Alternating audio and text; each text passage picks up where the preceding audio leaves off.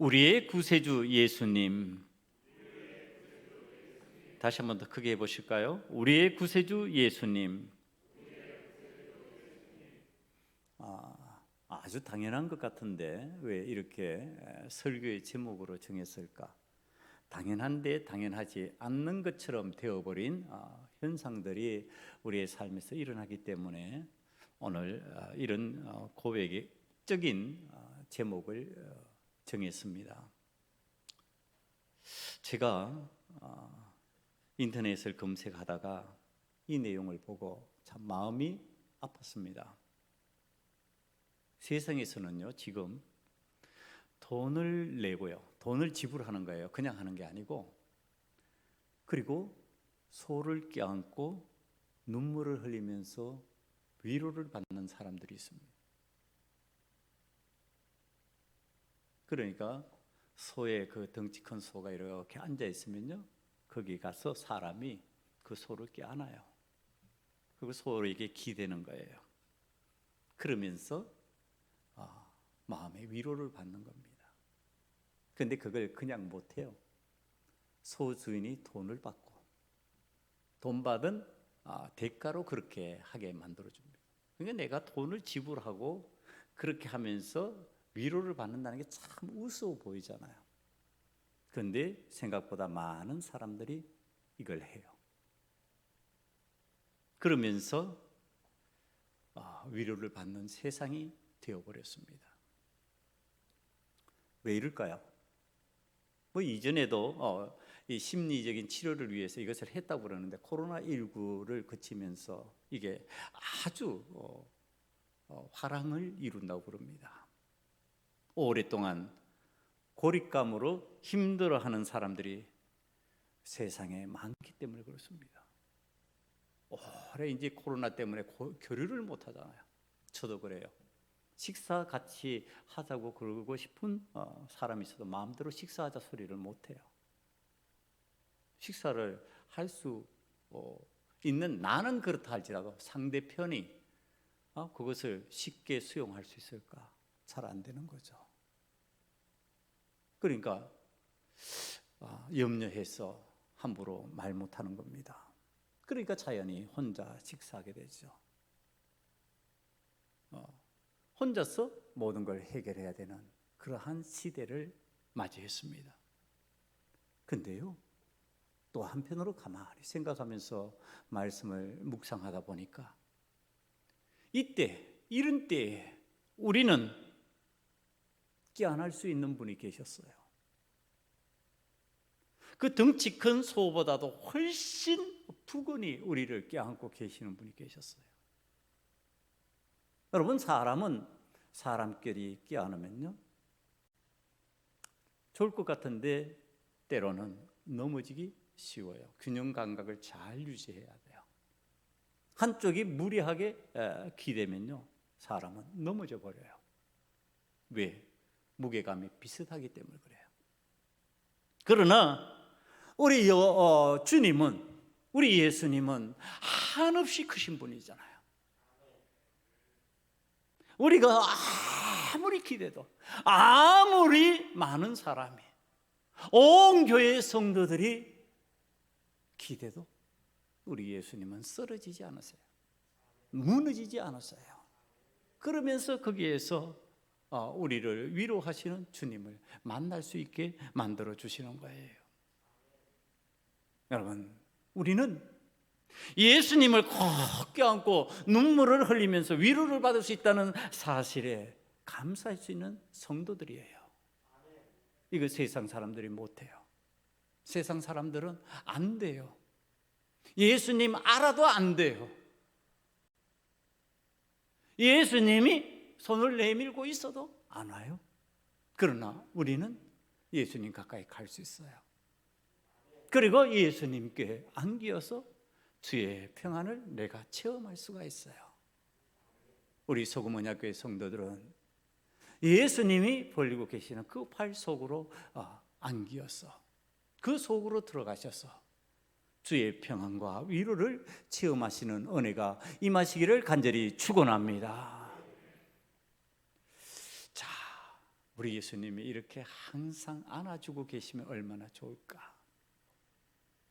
그런데요, 제가 오늘 본문을 놓고 말씀을 묵상하는 가운데 이 힘들고 어려운 상황 가운데서요, 우리를 늘상 꼭 껴안아 주실 것 같은 이 예수님이요, 아주 무정하신 것처럼 보이는 무반응의 시간이 있다고 하는 사실을 발견했어요. 그러니까 우리가 예수님께 나아가면 예수님이 나를 꼭 껴안아 주시면서 막 그 순간부터 나를 위로해 주시고 격려해 주시고 나에게 희망적인 말을 막 해주시고 그러면서 괜찮아 괜찮아 돼 이러실 것 같은데, 내가 주님께로 막 가까이 왔는데요, 무반응이에요. 반응을 안 보이시는 거예요. 자, 이런 상황이 생겼을 때 우리가 신앙적으로 어떻게 할 거냐는 거예요. 우리 구주시잖아요. 우리 주님이시잖아요. 이때 왜 주님께서 무반응하실까? 반응을 보이지 않으실까? 왜 그렇게 하고 계실까? 이걸 성경 속에서 찾아야만 했어요. 이 성경 속에 나타나는 무반응의 의미를 전달하신 세 가지 대표적인 사건이 있습니다. 첫 번째 사건은요, 마태복음 15장 21절 이하에 등장하는 가나안 여인에 관한 이야기입니다. 예수께서 거기서 나가서 두로와 시돈 지방으로 들어가시니 가나안 여자 하나가 그 지경에서 나와서 소리질러 이르되 주 다윗의 자손이여 나를 불쌍히 여기소서, 내 딸이 흉악하게 귀신 들렸나이다 하되 예수는 한 말씀도 대답하지 아니하시니. 반응 안 보이는 거예요. 대답 안 하는 거예요. 여러분, 이거 이상하잖아요. 지금 한 여인이 안타까운 자기 딸의 상황 때문에, 세상에서 해결되지 않는 문제 때문에 예수님 만나면 된다고 하니까, 예수님 찾으면 된다고 그러니까 지금 나와서 예수님을 막 부르는 거예요. 내 딸 좀 살려주세요. 내 딸의 문제를 좀 해결해 주세요. 소리 지르는데 예수님이 무반응이세요. 반응을 안 보이세요. 여러분, 이 상황이 얼마나 답답한 상황이었으면요, 제자들이 여기에 관여를 합니다. 예수님이 무반응으로 그냥 가던 길 가고 계시고 뒤에서는 여자가 예수님 다윗의 자손이요, 나 좀 내 소원 좀 들어주세요. 내 딸 좀 살려주세요. 내 딸 좀 구원해 주세요. 구세주여, 내 딸을 좀 살려주셔야만 하겠습니다 외치는데 예수님이 무반응으로 그냥 가시니까 제자들이 간여를 해요. 그게 마태복음 15장 23절에 나옵니다. 예수는 한 말씀도 대답하지 아니하시니 제자들이 와서 청하여 말하되, 제자들이 말합니다. 그 여자가 우리 뒤에서 소리를 지르니 그를 보내소서. 예수님 좀 어떻게 해주세요. 우리가 듣기에도 저 참나 저렇게 소리 질러 대면서 예수님 찾고 있는데 예수님 좀 반응 보여주세요. 지금 그러는 겁니다. 그때 이게 예수님께서 하시는 말씀이에요. 이 말씀이 얼마나 우리 인간의 눈으로 보기에도 냉혹한 말씀인지 한번 여러분들 살펴보시기 바랍니다. 24절이에요. 15장 24절에 예수께서 대답하여 이르시되 나는 이스라엘 집에 잃어버린 양 외에는 다른 데로 보내심을 받지 아니하였노라. 가나안 여인이라 그랬잖아요. 그러니까 가나안 여인이니까 이스라엘 여인하고 다른 이방 여인이라는 뜻이에요. 그러니까 당신하고 너하고 나하고는 상관없어, 지금 이렇게 얘기하시는 거죠. 그때 여자가 말합니다. 여자가 예수께 절하여 이르되 주여 저를 도우소서. 대답하여 이르시되 자녀의 떡을 취하여 개들에게 던짐이 마땅하지 아니하니라. 자녀의 떡 개에게 왜 주냐? 자녀들에게 줘야지. 이 떡이 얼마나 귀한 떡인데 자녀들이 먹어야 되는 것이지 무슨 너 너희 가나안 족속들, 이방 족속들은 이스라엘 민족들이 개 취급을 했거든요. 사람 취급하지 않았어요. 사람같이 상종할 사람으로 보지 않았어요. 멀리해야 될 대상으로 보인 거예요. 지금 예수님이 그 말씀 그대로 지금 하시는 거예요. 그랬더니 이 여자가 하는 이야기예요. 여자가 이르되 주여 올소이다마는, 그 말씀 맞습니다. 우리 개 같은 존재일 수 있습니다. 그런데 개들도 제 주인의 상에서 떨어지는 부스러기를 먹나이다. 주인의 상에서 떨어지는 부스러기라도 좀 얻어먹을 수 있게 해주세요. 아주 체랑맞은 간청을 하고 있는 겁니다. 떡이 아니에요. 이제 떡 조각이 아니고 떡의 부스러기예요. 일반 사람들이 잘 먹지 아니하는 거. 요즘은 풍요의 시대라서요, 그래서 제가 그런 얘기를, 부활절 때 달걀 나눠주면은 애들이 그거 갖고 가다가 그것까지 장난친데 던지면서, 그런 시절이에요. 자기 떡 부스러기라고 하는 존재도 그런 어떤 가치 없는 것이에요. 그런데 그거라도 지금 좀 먹으면서 내가 구원받았으면 좋겠습니다. 우리 딸이 구원받았으면 좋겠습니다. 구세주여 좀 살려주세요. 지금 그 얘기합니다. 이에 예수께서 대답하시되 여자여 내 믿음이 크도다. 내 소원대로 되리라 하시니 그때로부터 그의 딸이 나으니라. 여러분, 자, 이 내용이에요. 예수님이요 무응답하셨다니까, 무반응 보이셨다니까요. 아니 간절히 부르짖는데 대꾸 안 하시는 거예요. 우리들 입장에서 보면 간절히 기도하고 있는데 하나님 묵묵부답해요. 대꾸 안 하시는 거예요. 왜 그랬을까? 왜 이런 방식으로 예수님이 이 말씀을 하셨을까? 예수님이 도대체 어떤 분이십니까? 우리가 알고 있는 예수님이에요. 우리가 알고 있는 예수님은요, 자기 목숨까지 십자가에 고난을 당하시면서 우리를 위해서 던지시는 분이세요. 그래서 우리는 사랑의 주님 이렇게 표현을 합니다. 그 주님을 자기 목숨까지도 던져버리시는 주님이시니까 사랑의 주님 이렇게 부르는데, 그 사랑의 주님이 어떻게 이렇게 혹독한 말씀을 하시고 혹독한 반응을 보이면서 자신을 찾는 그 여인을 향해서 너는 개 같은 존재요 이렇게 말하고 있냔 말이야. 넌 우리하고 상종할 인간이 아니야, 개야. 왜 이런 말씀을 하셨을까? 그때 그 여인이 보였던 반응이 뭘까? 그래, 나 자존심 상했어, 나 기분 나빠, 나 조롱당했어, 나 멸시당했어, 나 좋아, 안 고쳐도 좋아, 나 구세주 당신 안 믿고 구원 안 받아도 좋아. 그러고 돌아섰냔 말이에요. 안 그랬잖아요. 안 그러니까 예수님께서 그 다음에 하신 말씀이에요. 여자여 내 믿음대로 될 것이다. 뭘 보려고 그런 거예요? 믿음 보려고 그런 거예요. 믿음. 어떤 믿음이냐? 내가 무시해도 구세주로 받아들일 수 있는 믿음이냐? 나밖에 너를 구할 자가 없다고, 내 딸을 생명으로 인도할 자가 없다고 믿는 그 믿음이냐? 절대적 믿음이냐? 다른 어떤 것과도 비교할 수 없는 믿음이라고 믿느냐? 그거 확인하시는 거죠. 그걸 확인하기 위해서 온갖 조롱 섞인 말, 온갖 멸시하는 말, 온갖 비웃는 말씀을 던짐에 그 여인이 반응하는 거예요.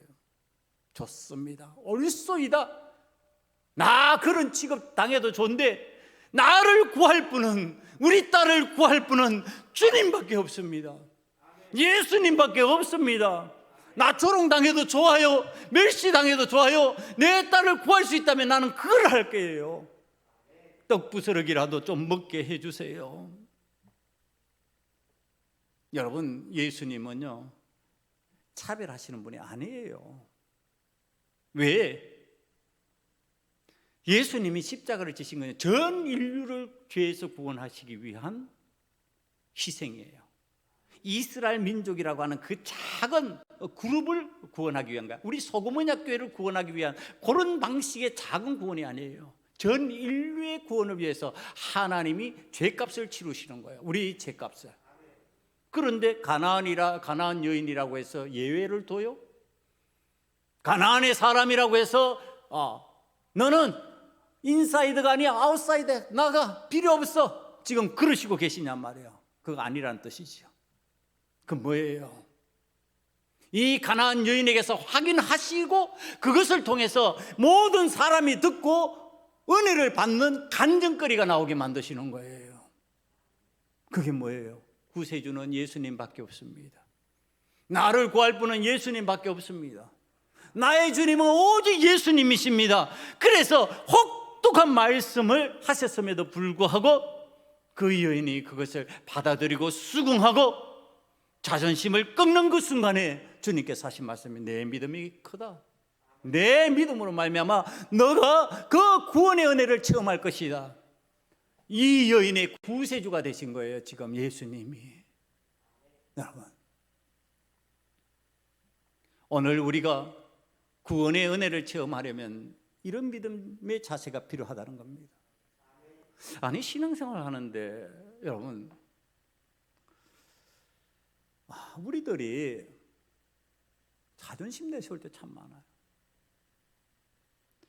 때로는 멸시당하고 조롱당하는 것에 대해서 민감하게 반응할 때가 참 많아요. 저 자신도 말씀을 준비하면서 이렇게 돌이켜보면 제가 유독 자존심이 좀 강한 사람이니까 자존감이 굉장히 강한 쪽에 드니까 여러분 이것이 이제 저한테 부딪힘이 되는 거예요. 여러분 오늘 우리들이 예수 그리스도를 구주로 믿는 데에 있어서 당할 수 있는 자존심 문제, 멸시당하고 조롱당할 수 있는 문제 얼마든지 일어날 수 있다고 하는 사실을 성경이 가르쳐주는 내용이에요. 여러분 그렇게 우리를 느끼고 깨우치기 위해서 예수님은 때로 우리들에게 무반응하시는 거예요. 반응을 보이시지 않으시는 거예요. 이거 깨달지 못하면, 이거 알지 못하면 우리는 신앙의 실패자가 돼요.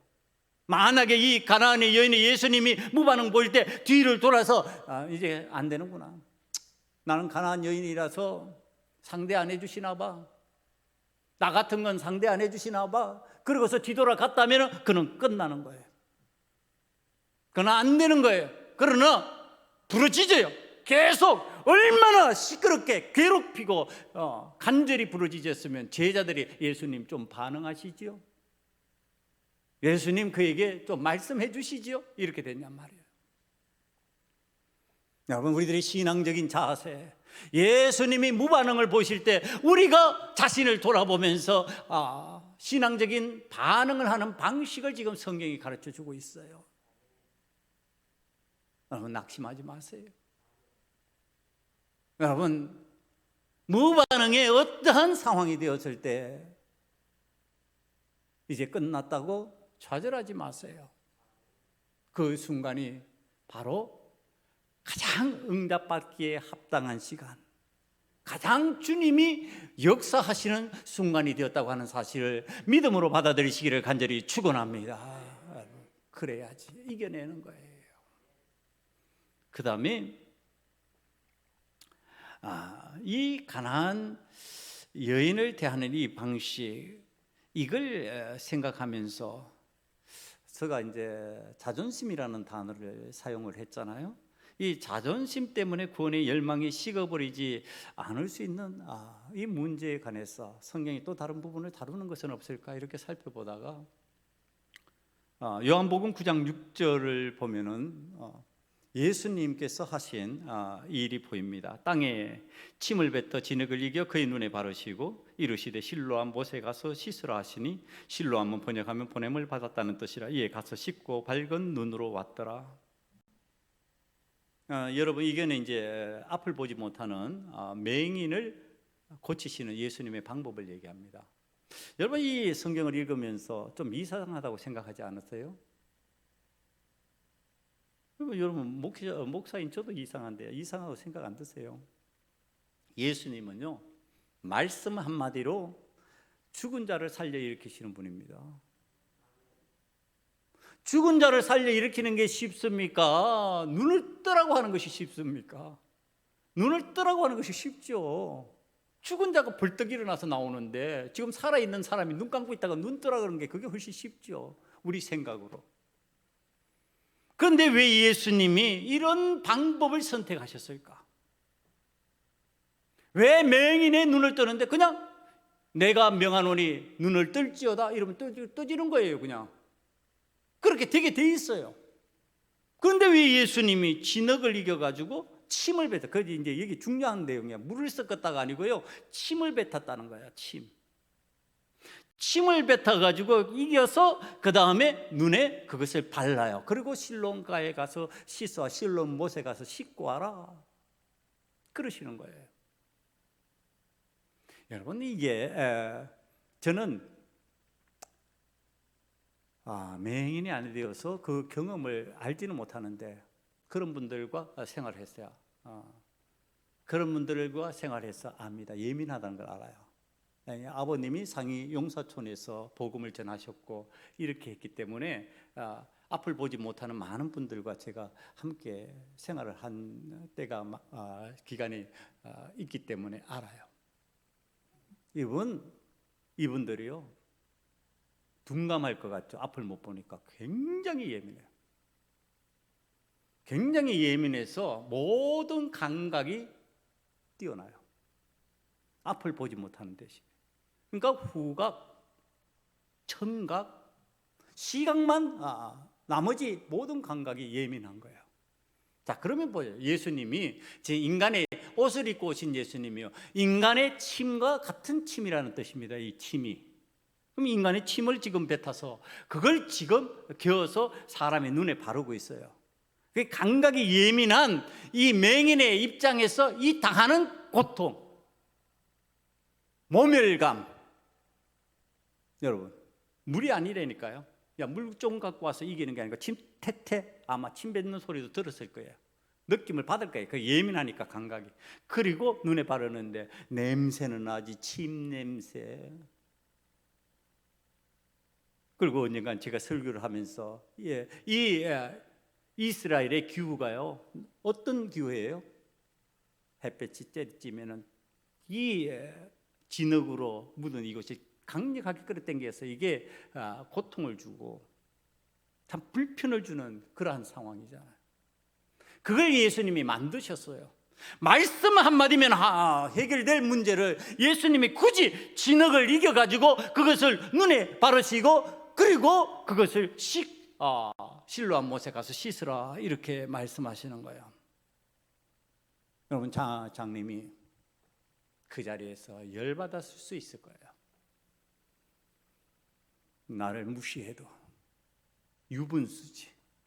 아니, 침을 뱉어서 이겨? 그 침으로 내 눈에 그 진흙을 이겨서 바르고 그리고서 씻으라 그러다니 나 필요 없어요. 뜯어내고요. 안 해요. 이럴 수 있는 거예요. 예수님이 구세주로 믿어지지 않으면 그렇게 한다는 거예요. 구세주로 믿어지지 않는 것이 몇 %만 있어도 그럴 가능성이 생겨버리는 거예요. 자, 믿음이라고 하는 것은 온전한 믿음이어야 되는데 이분이 나의 눈을 고칠 수 있고 지금 이 하는 행위가 다 나를 구원하시고 나를 어두움에서 해방시키시기 위한 방법이라고 믿어져야만 움직이는, 말없이 그것을 순종할 수 있는 그런 문제였어요. 여러분, 예수님은 이 사람의 자존심을 건드리고 계셔요. 여러분, 우리 신앙생활 하면서 신앙생활 할 때 자꾸 건드려지는 것이 목회자나 성도나 일반이에요. 자존심의 문제예요. 자존심을 자꾸 건드려요. 그런데 마귀가 건드리기도 하지만은 예수님이 지금 구세주이심을 확인해 주시기 위해서 건드리는 건드림이 있어요. 나만이 이 문제를 해결할 수 있다는 것을 믿지 않으면 결코 은혜를 체험하지 못할 것이다. 그러니까 이 신약에서만 있는 것이 아니고요, 구약에서도 이 자존심의 문제가 있는 이야기가 있었어요. 아람 군대의 나아만 장군 이야기 아시죠? 문둥병에 걸렸잖아요. 그래서 이 아람 군대가 지금 이스라엘에 강력한 영향력을 발휘할 수 있는 무력, 군사적인 힘이 있을 때예요. 그래서 지금 이스라엘에 나아만 장군을 보내니까 야, 이스라엘 왕은 그를 고쳐줘라. 그러니까 이거 침략을 하기 위한 핑계거리를 만들었구나. 이스라엘 왕이 벌벌 떠는 거예요. 그때 엘리사 선지자가 나에게 보내세요. 그래서 이 나아만 장군이 엘리사 선지자를 찾아갑니다. 그랬더니 엘리사 선지자가요, 문 밖에도 안 나와요. 안에서 자기의 조수를 시켜가지고, 하인을 시켜가지고 아랫 사람을 시켜서 명령합니다. 저 요단강에 가서 7번 목욕하고 나오시오. 그러면 될 것입니다. 여러분, 여기에 나아만 장군이 열을 받았습니다. 자존심이 상했습니다. 일국에 내가 장군이고 이 나라를 쑥대밭으로 만들 수 있는 장군인데, 아니 지금 맨발로 뛰어나와서 나를 맞이하고 내 몸에 손을 대지는 않을지언정 나에게 여러 가지 좋은 것들을 처방하면서 얘기해 줄 줄 알았는데, 아니 자기가 부리는 수하의 사람을 시켜가지고 요단강에 가서 7번 목욕하라고 그래? 우리나라에 그만한 강이 없어? 그리고 돌아가는 겁니다. 자존심에 문제가 생겨서 돌아가고 있는 거예요. 그때 그 수하가 말합니다. 아니 장군이시여, 더 어려운 거 해라 할지라도 할 거 아닙니까? 왜 이것 가지고 못한다고 하십니까? 할 수 있는 일이죠. 자, 여러분, 안 믿어지면 못하는 거예요. 믿어지면, 하나님의 역사를 믿는다면 이건 할 수 있는 일이 되어버린 거야. 그래서 그렇기도 하네. 다시 돌아왔어. 요단강으로 들어갔어요. 7번 나와서 그의 몸이 어린아이의 피부와 같이 변화된 역사가 나타났다고 하는 사실. 뭘 꺾었어요? 자존심을 꺾었어요. 장군의 자존심 아니었어요. 그것 가지고는 하나님 앞에서 설 수가 없었어요. 하나님 앞에 설려니까 그 장군의 자존심을 내려놓아야 되는 거예요. 그리고 나서 이 사람이 깜짝 놀란 거예요. 이스라엘의 하나님이 진짜 하나님이구나. 내가 이제 이스라엘 이곳에서 돌아서 우리의 고향으로 돌아가서 거기서도 여호와 하나님을 섬겨야 되겠다. 그리고서 그곳에 흙을 가지고 돌아가는 장면이 성경에 나옵니다. 여러분, 오늘 우리가 하나님 앞에서 신앙의 자세를 가르치시는 하나님의 방법을 받아들인다면, 오늘 우리는 왜 하나님 앞에서 창조주 되신 하나님, 전능의 왕이신 하나님, 만유주가 되시고 우리의 구세주가 되시는 그 하나님 앞에서 우리의 자존심을 자꾸 내세워야 될까? 그러면 역사는 멈추어진다고 하는 사실, 그러면 하나님의 역사는 정지해버린다고 하는 사실. 오늘 우리들이 하나님 앞에서 자존심을 꺾고 하나님 앞에 나아갈 때 하나님의 새로운 역사의 영광을 체험하게 되는 은혜가 임할 줄 믿습니다. 여러분, 그 다음에 두 번째 내용이 성경에 등장합니다. 예수님이 무반응하시는 건데요, 마가복음 15장 3절 이하의 내용입니다. 총독 빌라도가 대제사장의 무리들이 여러 가지로 고발하는데 왜 그의 말을 그대로 듣고 있는가 하며 반론에 기회를 주는 장면이에요. 그런데 예수님께서 아무 말씀도 안 하십니다. 여러분, 예수님이 아무 말씀도 안 하세요. 그러니까 이 빌라도가 야, 너 반론해, 반론해서 너를 변호해, 그런데 왜 말하지 않아? 그랬더니 예수님께서 아무 말씀 안 하시고 계시는 그 장면이 너무 이상한 거예요. 빌라도가 놀랍게 여기더라. 5절 말씀이에요. 놀랍게 여기더라. 여러분, 왜 그랬을까요? 왜 예수님이 이렇게 반응하셨을까요? 얘기하면 되잖아요. 아니야, 너희들 왜 자꾸 거짓으로 말해? 왜 그렇게 만들어? 왜 그런 상황을 만들어? 그러면서 말씀하실 수 있잖아요. 왜 예수님이 안 하셨을까요? 이유는 딱 한 가지밖에 없어요. 예수님이 이미 십자가를 지시기로 작정하신 분이에요. 그것을 반응하면서 막아나간다면 십자가의 사건은 중지되어야 돼요. 그러니까 십자가의 사건을 받아들이시는 주님의 방법은요, 무반응이에요. 무반응의 가나안 여인같이 믿음을 확인하기 위한 방법도 있지만은 그 무반응 속에요, 십자가의 길을 가기 위한 예수님의 반응이에요. 그게 무슨 반론을 피면서 그걸 막을 필요가 있냔 말이에요. 여러분, 우리가 예수 그리스도의 사람으로 그리스도의 십자가를 지고 나아가는 사람이 되었을 때 십자가의 길을 방해하는 반론의 기회가 주어질 상황이 생길 수 있어요. 빌라도와 같이 말하는 거예요. 반론해라? 아니, 때로는 침묵이 필요해요. 왜? 십자가를 져야 되기 때문에. 그게 은혜라면, 그게 하나님의 역사라면, 사랑하는 성도 여러분, 십자가를 지기 위해서 무반응의 주님의 방법을 배우시는 은혜가 임하기를 간절히 축원합니다. 여러분, 그게 은혜예요. 그게 지금 주님이 말할 수 없어서, 할 말이 없어서 안 하고 있는 거 아니에요.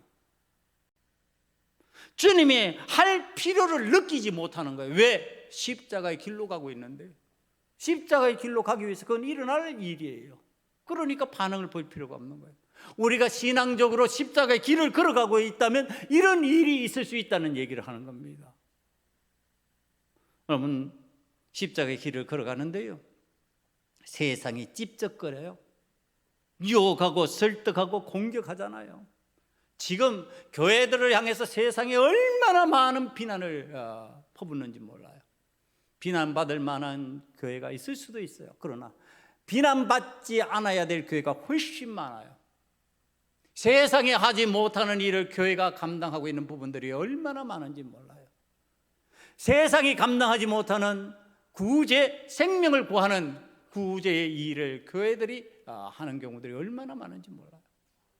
그런데 다 무용지물처럼 아주 교회가 아주 나쁜 일만 하는 것처럼 만들어버리고 거기에 대해서 반응을 하게 자꾸 찌르는 거예요. 여러분, 이게 오늘 예수님의 방식으로 보면 십자가의 길을 걷기로 한 이상 무반응을 보이는 것이 때로는 맞다라고 하는 사실이에요. 사랑하는 성도 여러분, 때로는 여러분들을 힘들게 만들고 여러분을 고통스럽게 만들면서 말해야만 된다, 그리고 반응을 보여야만 된다라고 말하게 만드는 그 순간에도 주님이 가신 그 십자가의 길을 가면서 무반응의 역사로 은혜가 임할 수 있는 하나님의 사람이 되기를 간절히 축원합니다. 그게 주님께서 가르치신 방법이에요. 그 다음에 세 번째 사건이 오늘 이제 성경 본문의 사건입니다. 우리가 오늘 본문 말씀에서 볼 수 있는 헤롯 왕이 하는 질문에 예수님이 무반응하신 거예요. 자, 이 헤롯 왕이 질문을 하면서 예수님에게 말할 수 있는 기회를 줍니다. 그런데 예수님이 반응하시지 않아요. 말을 하지 않아요. 말씀을 하시지 않는데 이 내용을 가만히 한번 보면요, 오늘 8절을 보면 헤롯이 예수를 보고 매우 기뻐했어요. 그 이유가 뭐냐면은 그의 소문을 들었으므로 보고자 한지 오래였고 또한 무엇이나 이적 행하심을 볼까 바랐던 용고여라. 그러니까 헤롯이 예수님을 보고 기뻐하잖아요. 야, 예수, 야, 나도 드디어 예수를 보는구나. 여러분, 이게 헤롯만 기뻐하는 걸까요? 아니에요. 그 시대에 살던 많은 사람들이요, 예수님을 보면요 열광했어요. 그래서 세상에서는 슈퍼스타 예수 그리스도라고 하는 제목, 그런 제목 만들어 가지고 드라마를 만들잖아요. 여러분, 그때 당시 예수님은요 구세주라고 하는 개념보다는 슈퍼스타와 같은 대단한 사람들의 인기와 관심을 끄는 그러한 분이셨어요. 그러니까 열광하는 거죠. 여러분, 슈퍼스타가 등장하면 열광하잖아요. 지금 그 열광하는 장면을 성경에서 우리들이 볼 수가 있어요. 그게 마가복음 11장 7절 이하에 보면은 열광하는 장면을 찾아낼 수가 있습니다. 나귀 새끼를 예수께로 끌고 와서 자기들의 겉옷을 그 위에 얹어 놓으며 예수께서 타시니 수많은 사람들은 자기들의 겉옷을, 또 다른 이들은 들에서 벤 나뭇가지를 길에 펴며 앞에서 가고 뒤에서 따르는 자들이 소리 지르되 호산나 찬송하리로다. 주의 이름으로 오시는 이여 찬송하리로다. 오는 우리 조상 다윗의 나라여 가장 높은 곳에 호산나 하더라. 열광하는 겁니다. 나뭇가지 꺾어서 앞에 놓고 옷 벗어서 땅바닥에 내려놓고 그러면서 예수님이 마치 양탄자 위를 걸어가는 개선장군처럼 예루살렘에 입성할 수 있도록 사람들이 환호성을 지르는 장면이에요. 여러분, 그러니까 예수님을 보면요 이렇게 기뻐해요. 그런데 이 기쁨 맞냐는 거예요.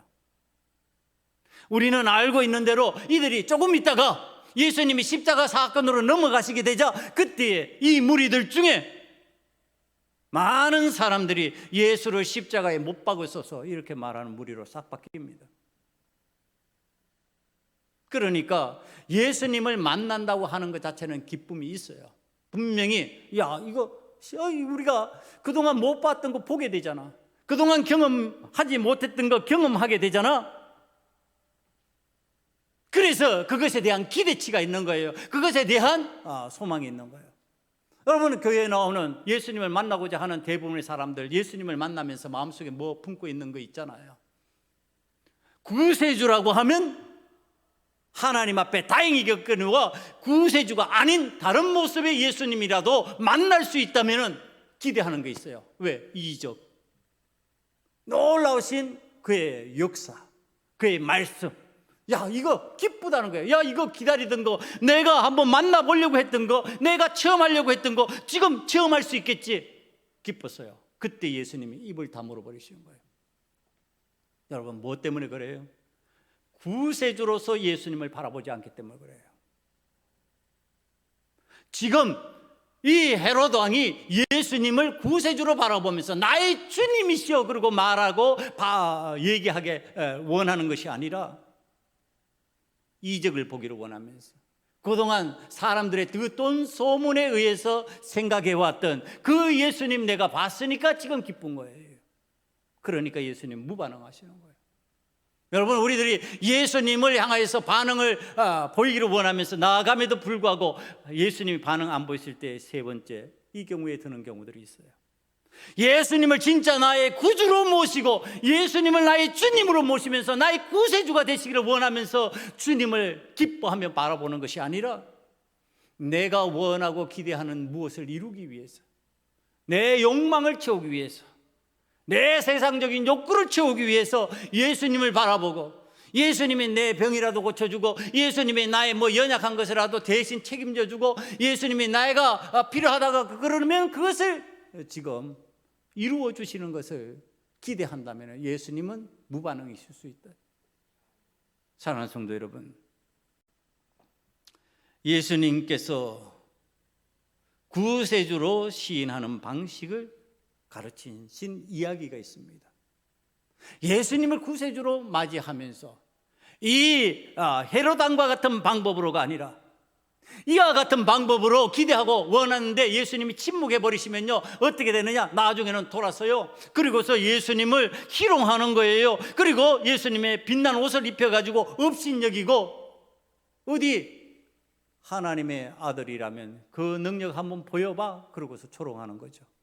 그런데 진짜 예수님 구세주를 만나는 기쁨으로 만나면 어떤 일이 생기느냐, 우리가 잘 알고 있는 삭개오예요. 이 삭개오가 예수님을 만나잖아요. 예수님을 만났는데 이런 키가 작은 세리장이요 예수님을 만나기 위해서 지금 나무 위에 올라간 사람이에요. 예수님께서 누가복음 19장 5절 이하를 보면은 그 나무 아래에 이르러서 쳐다보시고 이르시되 삭개오야 속히 내려오라, 내가 오늘 내 집에 유하여야겠다 하시니 급히 내려와 즐거워하며 영접하거늘 무사람이 보고 수군거려 이르되 저가 죄인의 집에 유하로 들어갔도다 하더라. 삭개오가 서서 주께 여짜오되 주여 보시옵소서, 내 소유의 절반을 가난한 자들에게 주겠사오며 만일 누구의 것을 속여 빼앗은 일이 있으면 내 갑절이나 갚겠나이다. 예수께서 이르시되 오늘 구원이 이 집에 이르렀으니 이 사람도 아브라함의 자손이미로다. 인자가 온 것은 잃어버린 자를 찾아 구원하려 함이니라. 예수님이 무엇에 관해서 선포하셔요? 구원에 관해서. 이 삭개오가 예수님을 어떤 예수님으로 지금 만나고 있는 거예요? 구세주로 만나고 있는 거예요.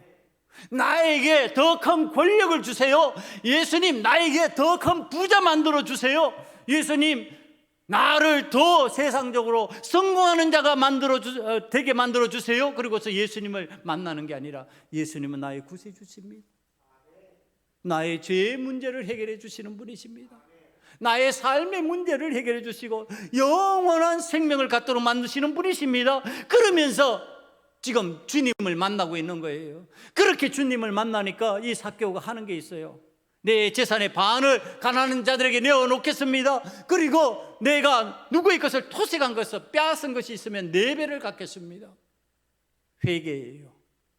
회개와 갱신의 은혜예요. 결단의 은혜예요.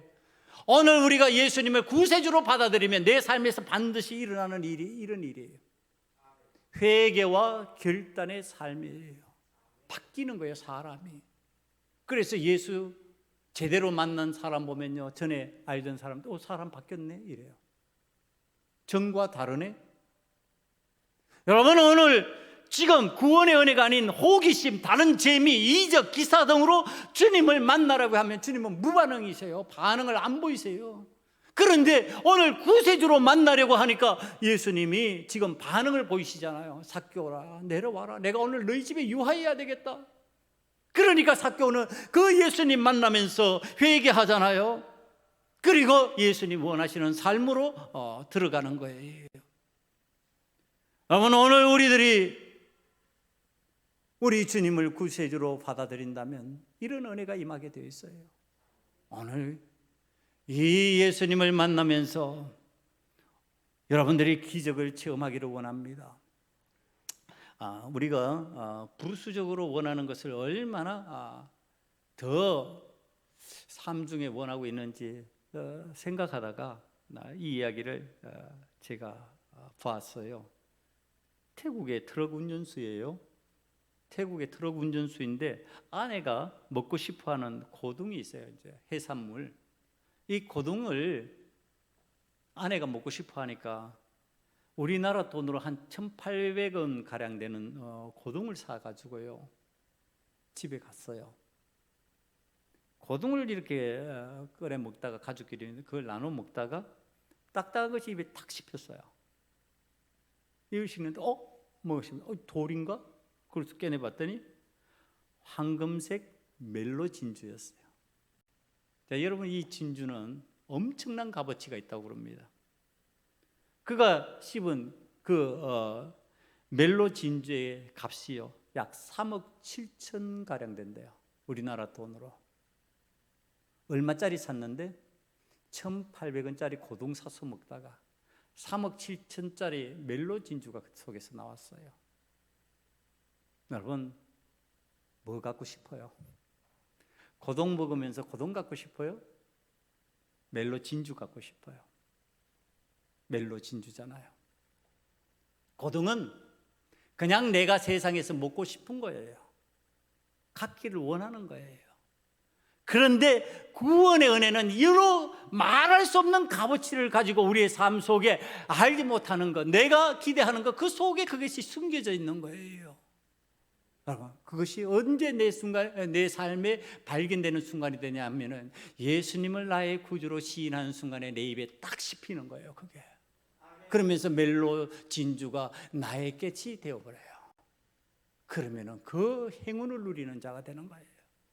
오늘 사랑하는 소금언약교회 성도 예배자가 된 하나님의 자녀들은요, 그 행운을 누리고 있어요. 멜로 진주를 가진 사람과 같이. 세상에서 멜로 진주 가지면 그것 때문에 춤추고 난리가 날 거 아니에요. 순식간에 그 액을 손에 쥐는 사람이 되었으니까.